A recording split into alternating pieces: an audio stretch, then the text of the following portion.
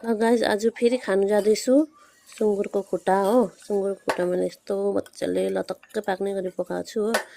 अनि यो एउटा डल्लै खुट्टाको हो अनि मजाले पकाएको छु मैले पिरो लगाएर हो। अनि भातसँग खानु जाँदैछु ल।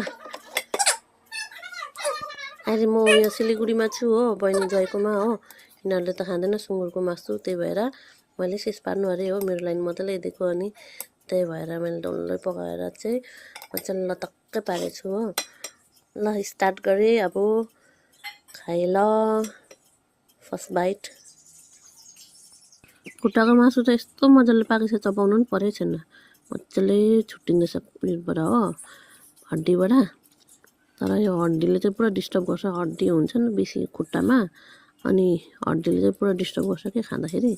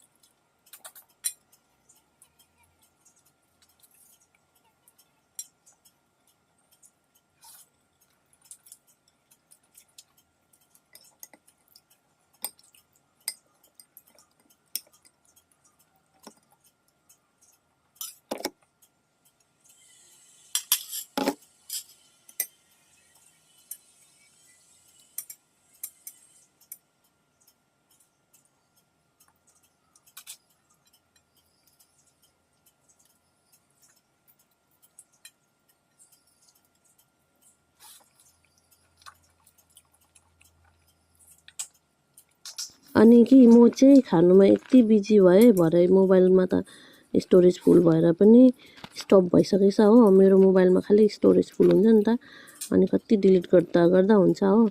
अनि स्टोरेज थिएन रहेछ त्यतिखेर हो, मैले त पुरा गर्नु पाएन रेकर्डिङ हो, आधीमा स्टप भइहाल्यो हो। तर मैले खाना चाहिँ पुरै खाएको थियो हो। हेर्नु पाएन भने नरिसाउनु होला गाइस। Thanks for watching.